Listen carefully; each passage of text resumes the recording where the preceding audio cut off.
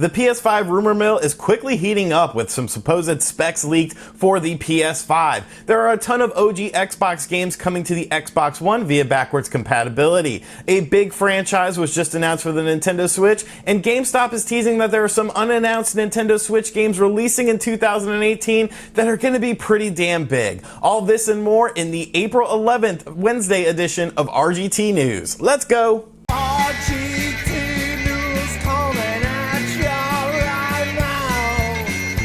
Woo!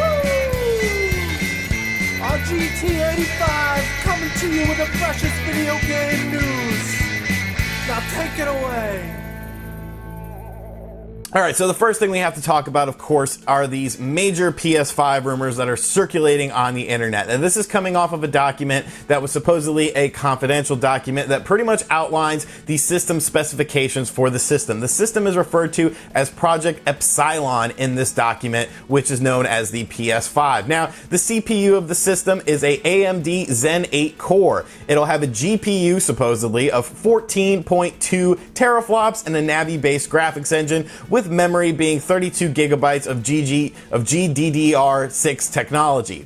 Now, what does all that mean? I honestly don't really have any idea. I'm not a very tech-savvy person. The teraflops is interesting because of what the systems that are currently on the market have compared to what this system would have. But it, to me, sounds like this system would be very expensive if these are indeed the specs of the system. Now, I'm like I said, I'm not a huge tech guy. Spawnwave did a video on this, sort of breaking down the numbers and breaking down the statistics of it, so I recommend you guys go check out that video after this video. But they did mention some of the games in the document as well, saying that all games with the development process starting after April 1st, 2018 are for Project Epsilon, which of course is the PS5, and that all PS4 and PS4 Pro titles can run better on the PS5 via a system update patch and backwards compatibility. Now, that does sort of coincide with some things that we talked about a few weeks ago on the show, talking about some PS5 rumors that it would have backwards compatibility with the PS4. And considering how the Xbox One X is doing better than many people expected it to,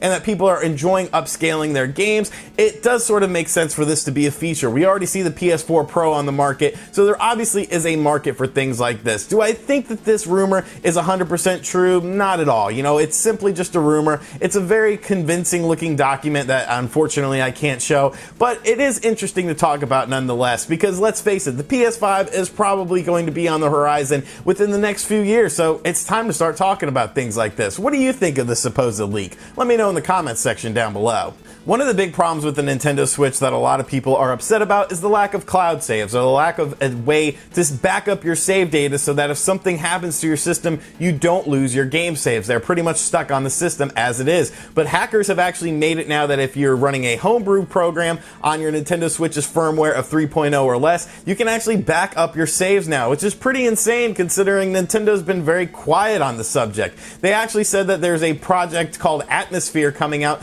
this summer that will work on any Nintendo Switch firmware, so that may be a viable option for people wanting to back up their saves unless Nintendo steps in and actually does something about it. It's obvious that it's not very hard for a company to do. If hackers are able to figure it out, I'm sure Nintendo has an easier solution for this, so Nintendo, just release it. What are you doing? This is such a problem. During the April 10th presentation of Inside Xbox, a whole bunch of OG Xbox games were confirmed to be coming to backwards compatibility on the Xbox One. And the list is pretty astounding, honestly. There's a lot of good titles on here, and they even showcased how these games will look, some of the games with these upscaled graphics. The following games will be released on April 17th.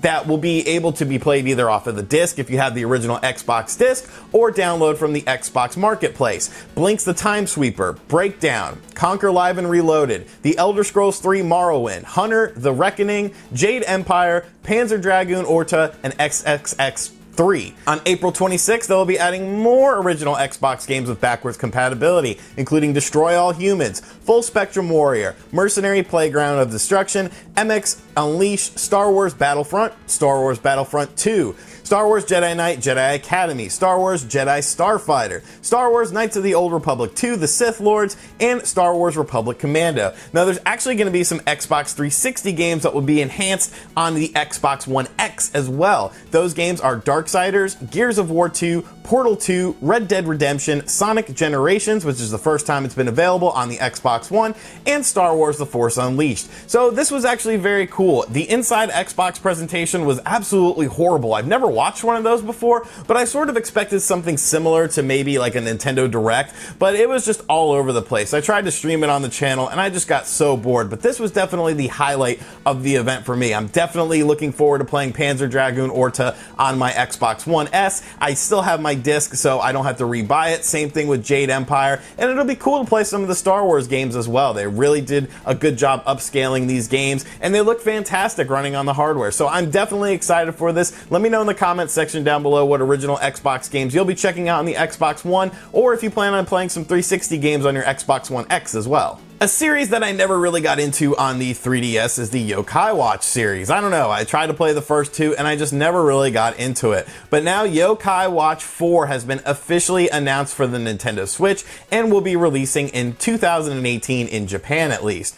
The CEO of Level 5 said that its content is getting a super high grade power up, including some things that will surprise everyone. So obviously they're going to be using advantage of the Nintendo Switch's more powerful hardware over the 3DS, and it will be interesting to see if maybe they can appeal to a bigger fan base. I don't think the Yokai Watch franchise has really caught on in the States like a lot of companies thought it would. A lot of people said it was going to be like the next Pokemon, but I don't really foresee that actually happening so far. But maybe this could be the turning point for the game. It'll be interesting to see if the game also releases stateside in 2018 or if that is a 2019 release for the Nintendo Switch. The Mega Man X Legacy Collection 1 and 2 are coming in on July 24th, and it's going to be a really interesting collection of games. You're going to have Mega Man X, X2, X3, and X4 on the Mega Man Legacy Collection Part 1, and X5, X6, X7, and X8 on the Mega Man X Legacy Collection Part 2.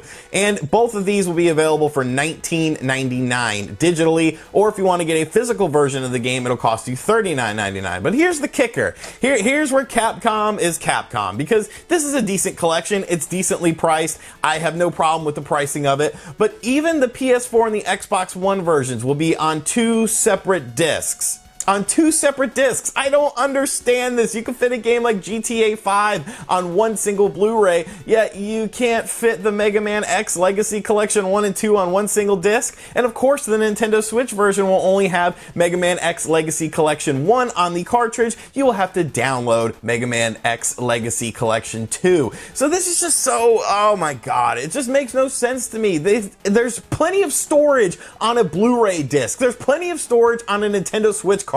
Yes, it's going to have stuff like artwork and manuals, much like the original Mega Man collection did, Legacy Collection did. But seriously, this is just so insane to me that you're putting it on two separate discs. Like, that's not cost effective whatsoever. I don't understand Capcom's reasoning with this, but I guess it is what it is. So the last bit of news we have to cover is from an interview with CEO of GameStop, Mike Mahler, who was asked about the Nintendo Switch, the success of the system, and how he sees that being transformed in 2018. And Mike actually said something pretty interesting that has a lot of people speculating on what exactly he meant by that. So basically he said, when talking about 2018, I think this year, when we look at the slate of titles, many of which haven't been announced yet, this year looks also very, very strong. So I think at least for 2018, we'll continue to see the strong software slate drive additional install based on the hardware and increased attach rate. We don't have really visibility for 2019 yet, but for 2018, it should play out that way. So basically what this dude is saying is that they're still expecting strong software and hardware sales for 2018 when it comes to the Nintendo Switch. But obviously, the interesting part of that interview is the unannounced title. Many titles which have not been announced yet. So what games does he know that nobody else seems to know about? What games are coming out in 2018 that this dude is teasing? We know some of the lineup for 2018. We know what's been announced for the second half of the year, but I think a lot of people are sort of expecting something else to coincide alongside Smash Brothers and of course Fire Emblem, which is supposed to release in 2018 as well. So So what are these unannounced games? Obviously Metroid Prime 4 has been announced. Could it be Pokemon? Because a Pokemon game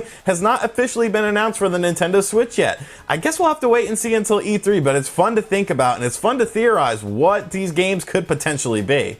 Alright, and that is going to do it for the April 10th Wednesday edition of RGT News. I hope you guys enjoyed this episode. A lot of stuff to talk about. Let me know what you guys think of the PS5 leaks in the comments section down below. Do you believe them or do you think they're a bunch of fluff? What do you think about all of the original Xbox games coming to the Xbox One? And of course, the unannounced Switch games. What could these games possibly be? What games would you like to see Nintendo release this year in 2018 or at least announce for the platform? Thank you guys for checking out this video. I'm actually using my new camera, so big shout out to my Patreon supporters there. You guys pretty much paid for this camera for me. Thank you guys so much for helping build up the channel. And as always, if you enjoyed this video, make sure you hit the like button. If you're new here, make sure you subscribe and turn on notifications. Special thank you to Rebel Gaming Club for making the new RGT News intro song. I hope you guys enjoyed that. And if you really enjoyed this video, check out all the links in the description box down below. We got Patreon, t-shirts, social media, all sorts of ways to keep up to date with the world of RGT 85. And I will catch you guys on the next video. Later.